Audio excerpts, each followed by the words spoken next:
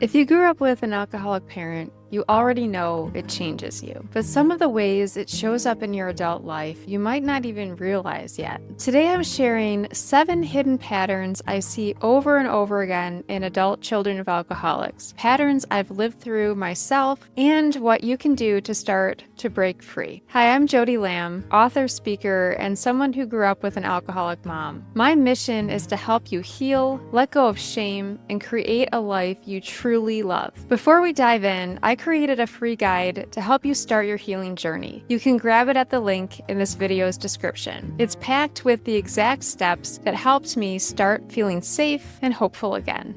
Why this matters. When we're kids in a home with addiction, we adapt in ways that help us survive in that chaos. We become hyper-aware, hyper-responsible, and without even realizing it, we build an entire operating system for life based on that survival. The problem is, those same habits that helped us back then often hold us back as adults. We end up exhausted, disconnected from ourselves, and wondering why life feels harder for us than it seems to for other people. Today, I'm pulling back the curtain on 7 ways your childhood might still be running the show and what you can do to change that. Number 1, you overfunction in relationships. You're the rock, the dependable one, the one everyone calls when they need help moving, a last-minute favor, or emotional support. That's because growing up, you probably had to be the reliable one. When your parent was drinking, you were the steady presence, making sure siblings were okay, helping to keep the peace, or even managing household stuff beyond your years. It is hidden because society praises you for being dependable. Maybe people keep saying, "You're amazing. I don't know how you do it all." But deep down, you might be burning out. How to break the pattern starts with thinking about, before you say yes, asking yourself, if I say yes, will I have the energy for the things that matter most to me? Even if it's uncomfortable at first, you must start protecting your own energy. Number 2, you feel unsafe when things are going well. I remember mornings when the sun was shining, the house was quiet, and everything felt calm. Instead of enjoying it, I felt this knot in my stomach.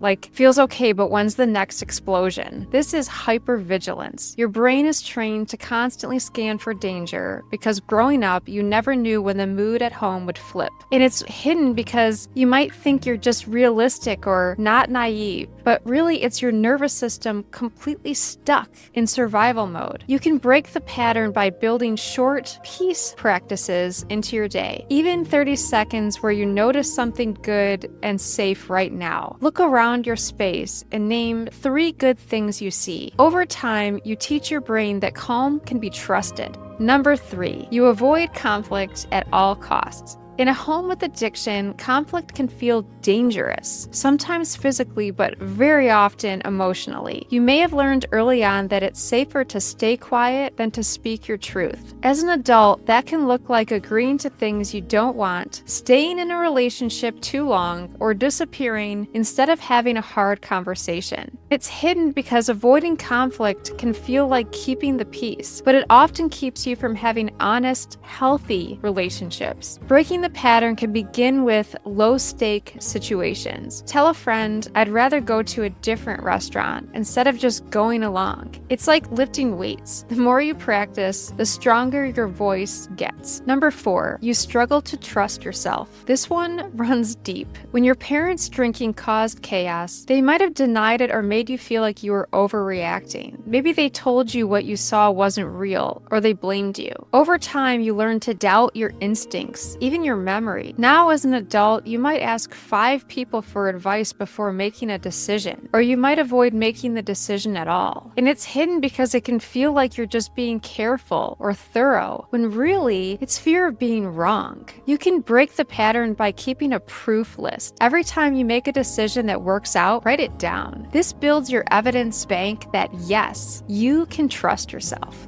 Number 5, you over-apologize. I used to say sorry constantly for things I didn't even do. Sorry became my reflex, like my way of smoothing everything over before it could turn into an argument. If you grew up in a home where you felt responsible for keeping the peace, apologizing was a survival tactic. And it's hidden because people might see you as polite or humble, but inside, it reinforces the belief that you're always doing something wrong. You can break the pattern by replacing sorry with thank you. Instead of sorry I'm late, say thanks for waiting for me. You'll be amazed at how different it feels.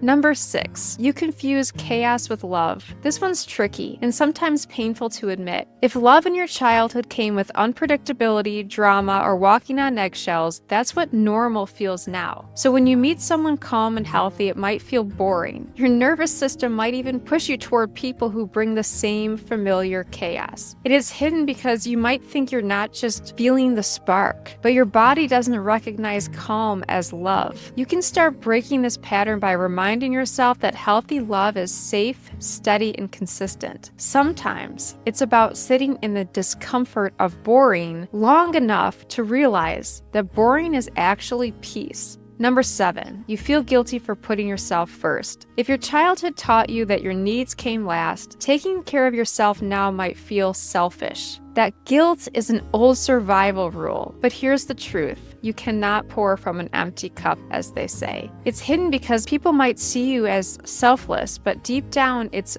burnout in disguise. You can break the pattern by starting small, with one act of self-care a day. Even 10 minutes of reading a book you love counts. Then remind yourself the world didn't fall apart because you put yourself first for 10 minutes. If you recognized yourself in any of these, please know these patterns aren't who you are. They're habits you learned to survive. And that means you can unlearn them. Healing takes time, and you don't have to do it alone. I've been there, and I promise the freedom and lightness you feel when you let go of these patterns is so more than worth it. Don't forget to grab my guide to help you start your healing journey. It's linked in this video's description. It's a great place to start making those small, powerful shifts. If this video helped you, please continue your healing journey and watch one of my other videos now. I'm rooting for you.